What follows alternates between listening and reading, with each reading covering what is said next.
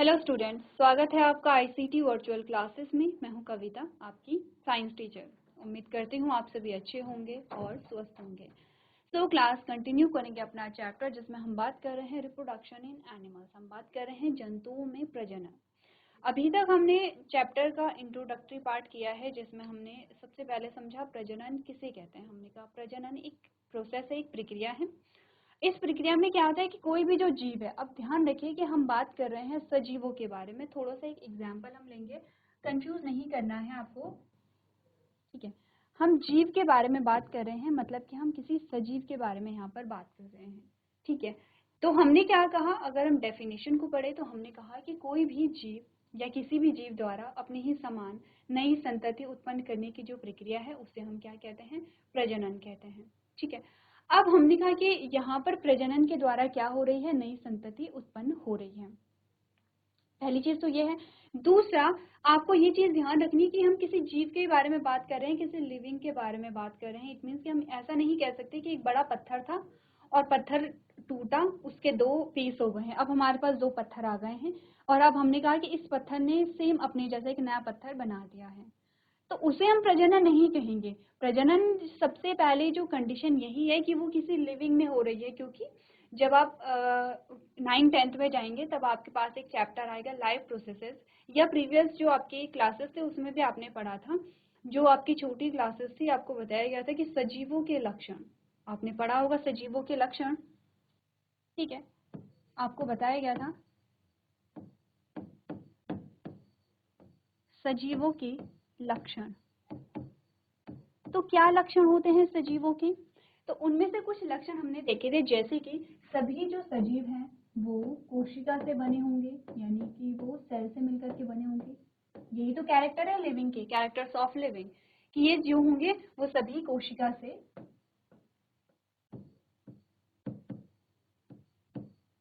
बने होते हैं,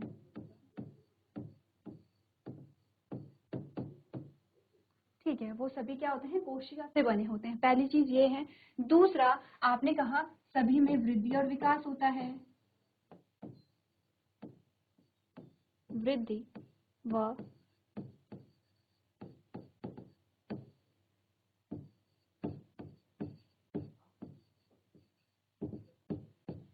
वृद्धि व विकास होता है, ठीक है। दूसरी चीज हमने ये कही थी, हमने कहा इनमें क्या होता है, पोषण की प्रक्रिया पाई जाती है,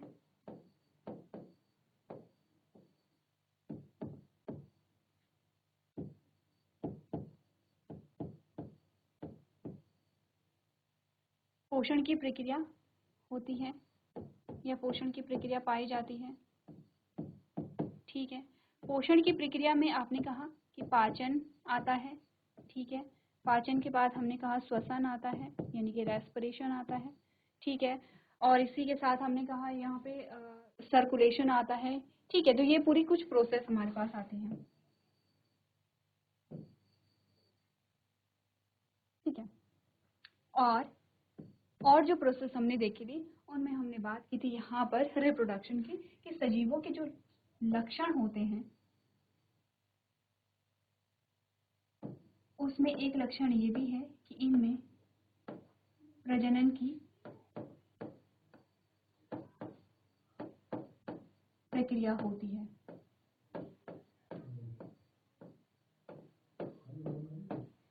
ठीक है। क्या पाया जाता है, प्रजनन यानी कि रिप्रोडक्शन की प्रोसेस होती है, ठीक है। अब हमने सारे प्रोसेस के बारे में बात की कि ये कोशिका से बने होते हैं, इनमें वृद्धि और विकास होता है। वृद्धि और विकास का मतलब आप समझते हैं, जब कोई न्यूबॉर्न हम देखते हैं, वैसे तो न्यूबॉर्न जब न्यूबॉर्न होता है तो उसमें आपने का 9 महीने पहले उसमें वृद्धि और विकास की प्रोसेस शुरू हो जाती है, लेकिन हम अपनी आंखों से जो देख पा रहे हैं वो हमने कहा जब न्यूबॉर्न होता है तो उसकी हाइट भी बढ़ रही है, उसका वेट भी बढ़ रहा है, वो नई चीज़ सीख भी रहा है, जैसे कि वो यहाँ पे स्क्रॉलिंग करना सीख रहा है, वो यहाँ पे एक्सप्रेशन देना सीख रहा है, उसे स्माइल का मतलब पता है, वो खुश हो रहा है, वो रोता भी है, उसे भूख भी लगती है। तो ये सारी चीज़ें क्या है, अपने का डेवलपमेंट का पार्ट है, ठीक है। तो ये सारी चीज़ें हो रही हैं। पोषण इनमें होता है, पोषण का मतलब है कि आपने फूड को कंज्यूम किया है, डाइजेशन हो रहा है, और डाइजेशन से आपने का ग्लूकोज बना है, ग्लूकोज का ब्रेकडाउन होगा तो आपको एनर्जी मिलेगी जिसे हम रेस्पिरेशन कहते हैं। इसी के साथ पाचन से पहले आपने का सर्कुलेशन भी होगा। ये ग्लूकोज जो है वो सर्कुलेट या ग्लूकोज जो है वो ब्लड से अलग अलग पार्ट में जा रहा है। या जब हम रेस्पिरेशन पढ़ते हैं तो रेस्पिरेशन में हमने का सर्कुलेशन में भी हम पढ़ते हैं कि रेस्पिरेशन क्या है, जो ऑक्सीजन है वो अलग अलग पार्ट्स तक जा रही है तो वो क्या है, आपके एक सर्कुलेशन का पार्ट होता है। तो ये सारी प्रोसेस होती हैं और हमारा जो मेन फोकस है वो इस प्रक्रिया पे है। हमने कहा कि जो प्रजनन है वो सजीवों का लक्षण है। तो ऐसे हम नहीं कहेंगे कि किसी पत्थर से पत्थर टूटा और उस पत्थर से एक नया पत्थर बन गया, हमने कहा चलो ठीक है पत्थर में रिप्रोडक्शन हो गया। नहीं, पत्थर में रिप्रोडक्शन नहीं हो सकता है क्योंकि पत्थर क्या है, निर्जीव है, नॉन लिविंग है। तो रिप्रोडक्शन जो है वो किसका गुण है, सजीवों का गुण है। ये आप स्टार करके नोट कर लेंगे कि जो प्रजनन है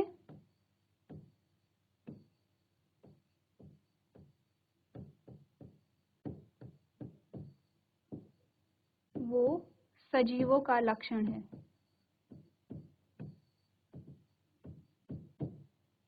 ठीक है, आप इसे मार्क कर लेंगे कि जो प्रजनन है वो सजीवों का लक्षण है। और इसी के बेसिस पे आप क्या कर सकते हैं, ये डेफिनेशन पढ़ सकते हैं कि किसी भी जीव द्वारा अपने ही समान, अपने ही जैसे वो जो नई संतान को उत्पन्न करता है उसे हम क्या कहते हैं, प्रजनन कहते हैं। अब हमें करना क्या है, हमें ये देखना है कि प्रजनन कैसे होता है और कैसे नई संतति का निर्माण होता है। तो अभी बहुत ज़्यादा डिटेल हमारे पास नहीं है, हमारे पास एक ओवरव्यू है यहाँ पर और उसी को हम यहाँ पर देखेंगे।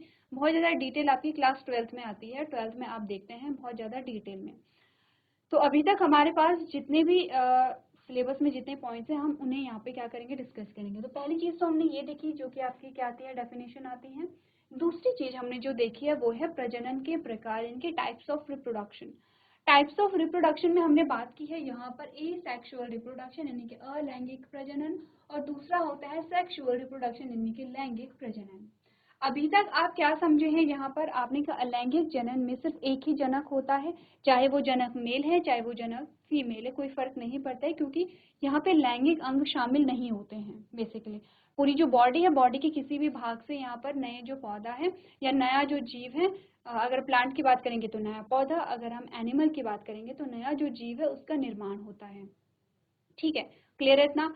अब अलैंगिक जनन में हमने कहा कि क्योंकि एक ही जनक शामिल है तो इतना तो हम जानते हैं कि यहाँ पे जब नई संतति बनती है तो उसके जो गुण होते हैं, ठीक है, उसके जो गुणधर्म होते हैं वो किस पे आधारित होते हैं। तो सबसे पहले तो आप कुछ चीजें समझिए, जैसे कि हमारी बॉडी में कोई भी कैरेक्टर आप देख रहे हैं,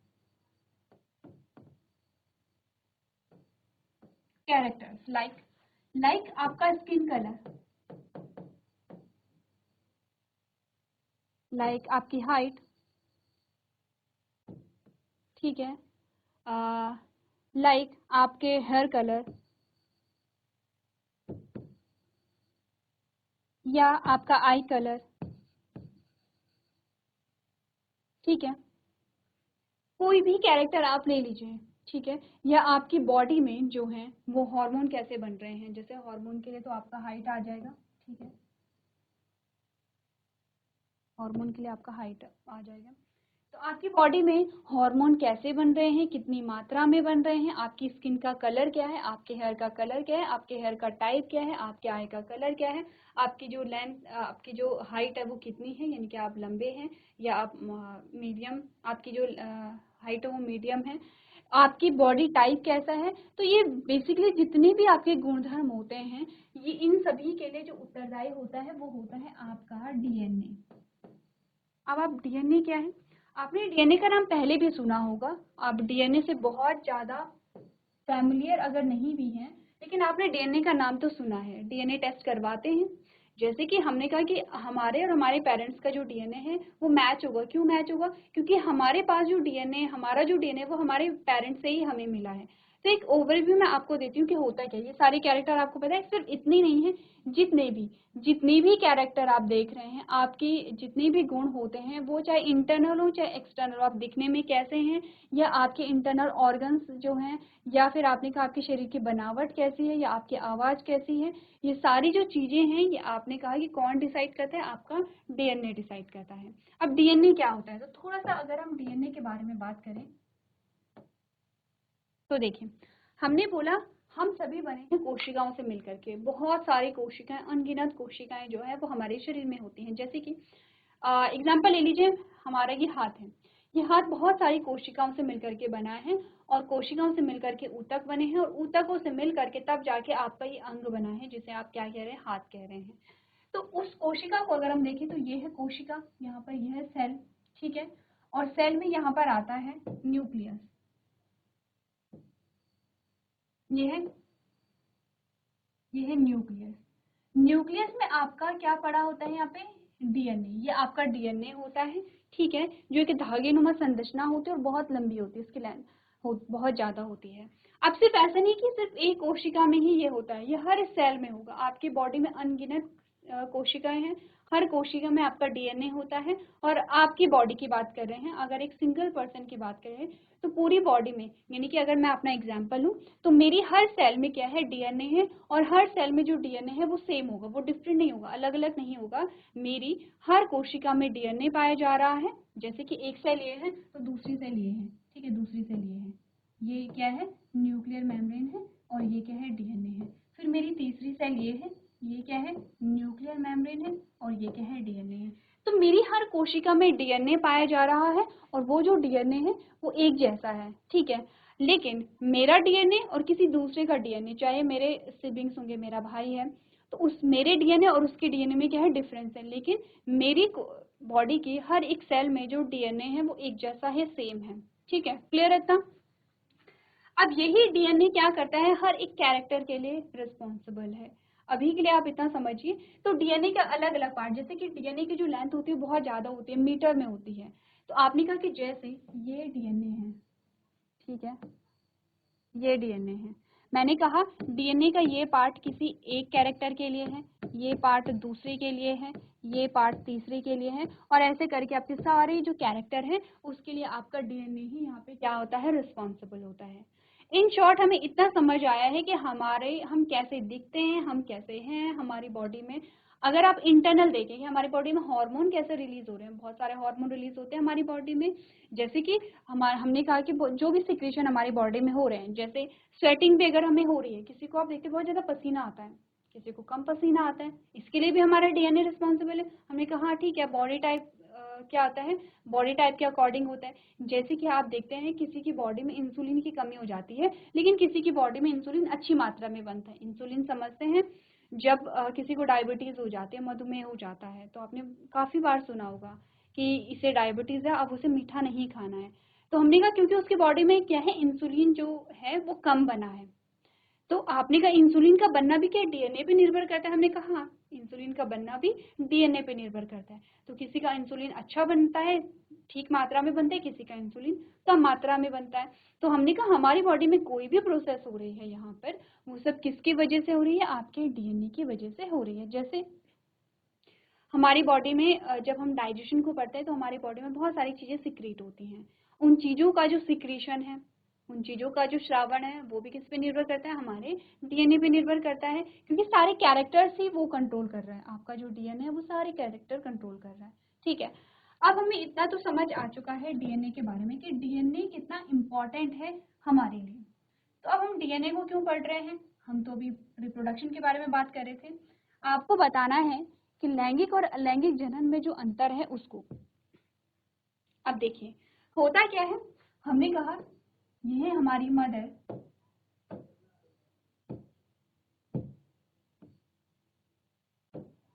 हमने कहा ये है हमारी मदर और ये है हमारे फादर। अब हमारी मदर का 50% जो डीएनए है वो यहाँ पर आ गया है, और हमारे फादर का 50% जो डीएनए है वो भी यहाँ पर आ गया है।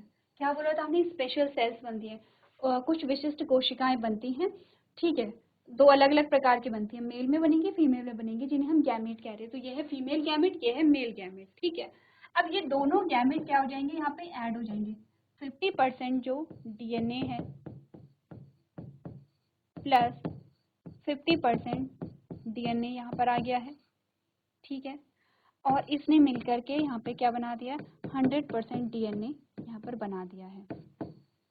और इसी से जो नया जो बेबी है यहाँ पे, या जो न्यू बॉर्न है, उसका फॉर्मेशन होता है। ठीक है, तो अब समझिए चीज़ों को। अब हम क्या कह रहे हैं, हमने कहा 50% डीएनए हमारी मदर से आए हैं, 50% डीएनए हमारे फादर से आए हैं। ये जो डीएनए है ये क्या हो जाता है, इनमें संलयन हो जाता है, यानी कि ये मिक्स हो जाता है। ठीक है, तो ये भी एक एक्चुअली में ये भी एक कोशिका है और ये भी एक कोशिका है, क्योंकि हम कोशिका से मिलकर के बने हैं। तो ये भी एक कोशिका है जिसमें हमारे मदर का 50% डीएनए आता है, ये भी एक कोशिका है जिसमें फादर का 50% डीएनए आता है।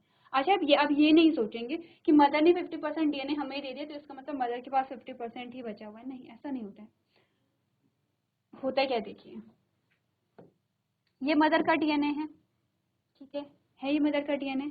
इस मदर के डीएनए से इस मदर के डीएनए की कॉपी बनती है। जैसे आप फोटो कॉपी कराते हैं, आपके पास एक पेज है, सेम उसी पेज जैसा आप दूसरा पेज क्या कराते हैं, कॉपी करा लेते हैं। सेम इस डीएनए की कॉपी हो जाएगी, यहाँ पे इस डीएनए की क्या हो जाएगी, कॉपी हो जाएगी। तो मदर ये डीएनए आपको दे देती है। सेम फादर में भी ऐसा होता है। ऐसा नहीं सोचेंगे कि मदर ने या फादर ने हमें 50% डीएनए दे दिया, इट मीन्स कि उनके पास 50% ही बचा हुआ है। ऐसा नहीं होता है। ठीक है, तो हमने क्या बात की है कि ये कॉपी बनाएंगे। ठीक है, डीएनए की कॉपी बनेगी और हमें डीएनए की कॉपी दी जाएगी। ओरिजिनल डीएनए यहाँ पर क्या है, मदर एंड फादर का अपने पास है। अब कॉपी में कोई चेंज नहीं होता है। ऐसा नहीं कि कॉपी है तो डुप्लीकेट होगा, नहीं, एज इट इज होगा, एज इट इज, कोई चेंज नहीं होता है। ठीक है, जो डीएनए की कॉपी बनती है तो एज इट इज यहाँ पर बनता है। अब ध्यान से देखिए, तो अब हमें इतना समझ आया कि हमारे पास जो डीएनए है वो हमारी मदर का भी है, हमारे फादर का भी है। इसका मतलब क्या होगा कि हमारे पास हमारी माता के गुण भी होंगे और हमारे पास हमारे पिता के गुण भी होंगे। ठीक है, क्लियर है। अब हमने कहा ये तो बात है कब, किसकी बात है, जब हम बात कर रहे हैं किसके बारे में, लैंगिक जनन के बारे में। जब हमारे पास दो जनक होते हैं, दो पेरेंट जब हमारे पास होते हैं, और जब दो प्रकार के गैमेट या युग्मक बनते हैं, जिन्हें हम स्पेशल टाइप की सेल कह रहे हैं, जिनमें 50-50% के है जेनेटिक मटीरियल है। तो ये तो बात है किसके बारे में, यहाँ पर जब लैंगिक जनन हो रहा है। अलैंगिक जनन में सिर्फ एक जनक है, एक जनक है, और इसी से क्या बनी है, संतति बनी है।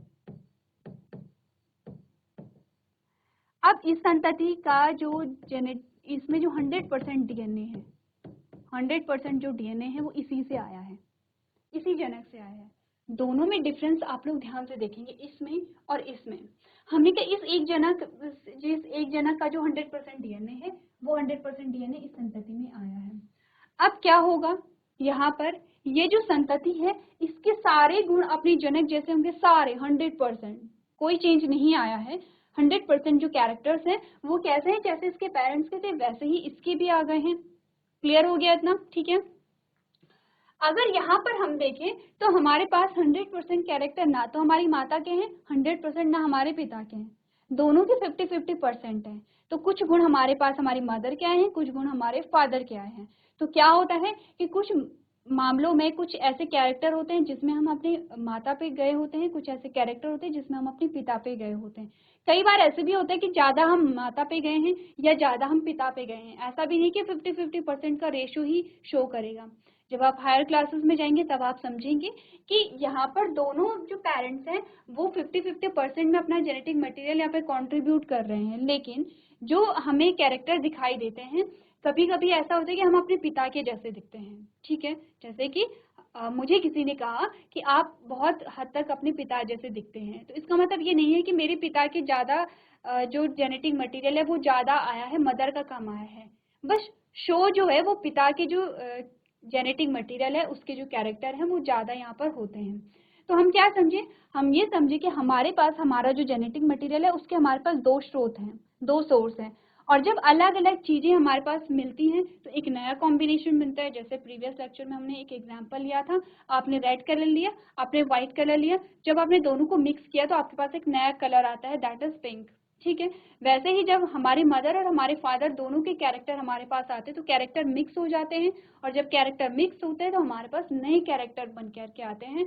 कभी कभी आपने देखा होगा हम किसी के जैसे लगते ही नहीं हैं, हमारा जो फेस है वो किसी से नहीं मिलता है। क्यों? क्योंकि नया जो यहाँ पे कॉम्बिनेशन बना है। तो हमने कहा कि अगर हम यहाँ पर देखें, यहाँ पर क्या होता है, विविधता जो है, विविधता समझते हैं, वैरायटी, वेरिएशन। विविधता यानी कि आप कहते हैं कि दूसरी वैरायटी, जैसे हम कोई भी चीज खरीदते हैं तो हमें बहुत सारी वैरायटी मिल जाती है। आपने एक पेन को खरीदना है, पेन की बहुत सारी वैरायटी आपको मिल जाएंगी, ठीक है। तो आपने कहा अगर हम यहाँ पर देखें तो संतति जनक से अलग होती है, दिखती है या नहीं दिखती? हमने कहा नहीं, इसमें ना के बराबर जो विविधता है वो आती है। क्यों? क्योंकि 100% जो गुण है वो तो जनक के ही यहाँ पर आ रहे हैं। तो अगर हमने यहाँ पर कहा तो क्या यहाँ पे विविधता पाई जाती है? थोड़ा सा सोचिए, क्या यहाँ पे विविधता पाई जाती है? हमने कहा बिल्कुल यहाँ पे पाई जाती है। क्यों पाई जाती है? क्योंकि कुछ गुण यहाँ से आए हैं, कुछ गुण यहाँ से आए हैं, और जब दो गुण यहाँ पर, दो प्रकार के गुण यहाँ पर मिले हैं तो आपने कहा नए जो गुण हैं वो भी यहाँ पर उभर करके आए हैं। तो हमने कहा कि यहाँ पर आपको जनक और संतति में कोई भी आपको यहाँ पे डिफरेंस नहीं दिखेगा, एज इट इज दिखते हैं। अभी हम एग्जाम्पल देखेंगे अलैंगिक जनन के, ये अलैंगिक जनन है। अभी जब हम अलैंगिक जनन के प्रकार देखेंगे तब हम समझेंगे यहाँ पे कि कोई डिफरेंस नहीं आता है जनक में और संतति में। वहीं अगर आप यहाँ का एग्जाम्पल देखें तो यहाँ का सबसे बड़ा जो एग्जाम्पल है लैंगिक जनन का, वो हम खुद हैं। हम अपने माता पिता से अलग भी हैं, लेकिन कुछ कुछ गुण हमारे सिमिलर भी होते हैं, सेम भी होते हैं। क्लियर है इतनी बात? इतनी बात को समझिए।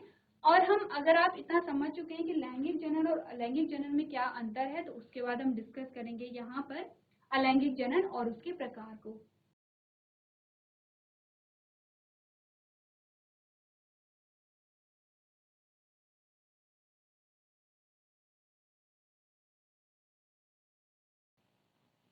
चलिए तो स्टार्ट करते हैं यहाँ पर अलैंगिक जनन। सबसे पहले हमने कहा हम बात करेंगे यहाँ पर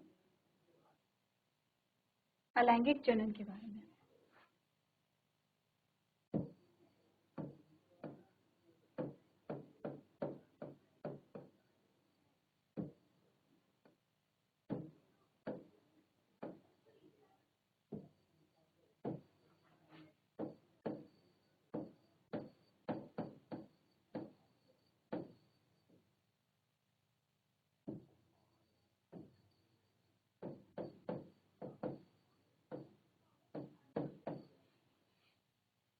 एसेक्सुअल रिप्रोडक्शन जिसे हम यहाँ पर कहते हैं, ठीक है, एसेक्सुअल रिप्रोडक्शन, अलैंगिक जनन, ठीक है। सबसे पहले अलैंगिक जनन के कुछ पॉइंट है जो हम यहाँ पर नोट करेंगे, ठीक है। आपको सबसे पहले तो ये लिखना है सिर्फ एक जनक, यानी कि ओनली वन पेरेंट, ठीक है। दूसरा, no gamete formation,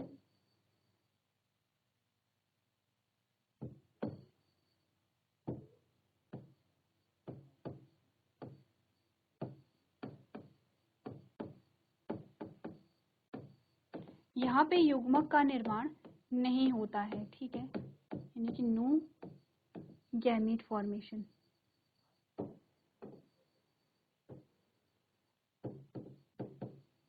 no gamete formation, ठीक है।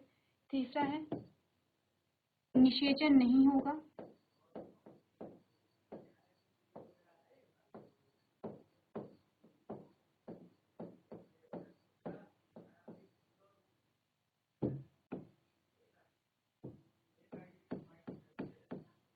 यानी कि नो फर्टिलाइजेशन।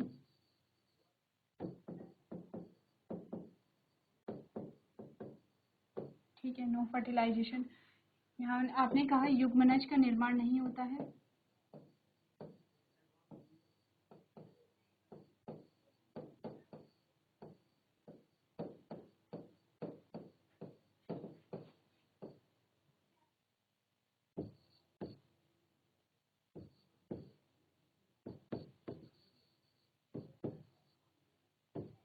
कोई जाइगोट नहीं होगा,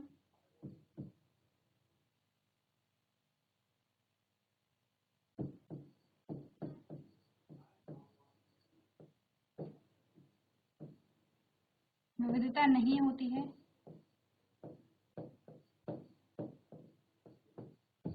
नो वेरिएशन। ठीक है, कुछ पॉइंट्स हैं जो नोट यहाँ पर कर लेंगे, और जब हम एग्जाम्पल यहाँ पर कर रहे होंगे तो तब आप यहाँ पर मैच करेंगे चीज़ों को कि ये सारी चीज़ें जो आपने यहाँ पर लिखी हैं क्या ये यहाँ पर मैच होती हैं या नहीं होती हैं। क्या एक जनक होता है, युग्मक की कोई बात नहीं होगी, फर्टिलाइजेशन की कोई बात नहीं होगी, जाइगोट की कोई बात नहीं होगी, और वेरिएशन यहाँ पर नहीं पाया जाएगा। इसके अलावा और कुछ पॉइंट जो होते हैं, प्रोसेस जो होती है लैंगिक जनन की बहुत सिंपल होती है यहाँ पर, और दूसरी बात क्या है कि शॉर्ट टाइम में हो जाती है, यानी कि कम समय लगता है यहाँ पर जो लैंगिक जनन है उसे होने में। क्लियर है इतना। अब हमारे पास हम एग्जाम्पल लेंगे, और एग्जाम्पल जो हमारे पास आता है वो है यहाँ पर हाइड्रा का।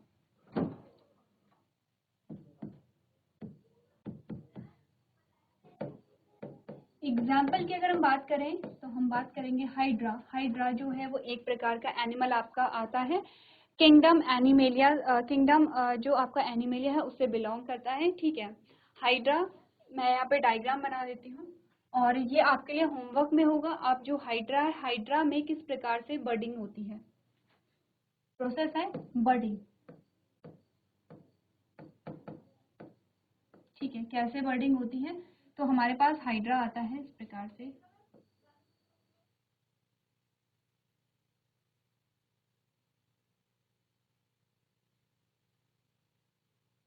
ठीक है, सिंपल सा डायग्राम है, ये आपके पास हाइड्रा आता है, और हाइड्रा में किस प्रकार से बर्डिंग होती है, तो ध्यान से समझना है। बर्डिंग जो शब्द आया है वो आया है बर्ड से, बर्ड का मतलब होता है कली।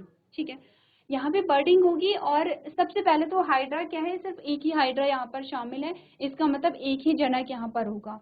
दूसरी चीज हमने कहा कि अलैंगिक जनन किस प्रकार से होता है, कि जो जीव है उसके शरीर के किसी भी भाग से नया जो जीव है उसका निर्माण होता है। इसका मतलब यहाँ पे ना तो गैमीट बनेंगे और ना ही यहाँ पे क्या होगा, जाइगोट का फॉर्मेशन होगा। तो हाइड्रा के किसी भाग से ही नया हाइड्रा यहाँ पर बनता है। तो बेसिकली हमें ये दिखाना है कि इस पेरेंट हाइड्रा से जो बेबी हाइड्रा है, या फिर आपने कहा जो संतति आती है, वो किस प्रकार से बनती है। तो आपके बुक में डायग्राम दिया गया है, एक बार आप लोग बुक देखेंगे, उसमें डायग्राम देखेंगे, बर्डिंग किस प्रकार से दिखा रखे वो आप लोग पढ़ करके लेकर के आएंगे। तो ये आपके लिए होमवर्क में होगा, आप लोग होमवर्क पूरा कर लेंगे। तो आज के सेशन में हम इतना ही करेंगे। अभी तक क्लास में बने रहने के लिए आपका धन्यवाद।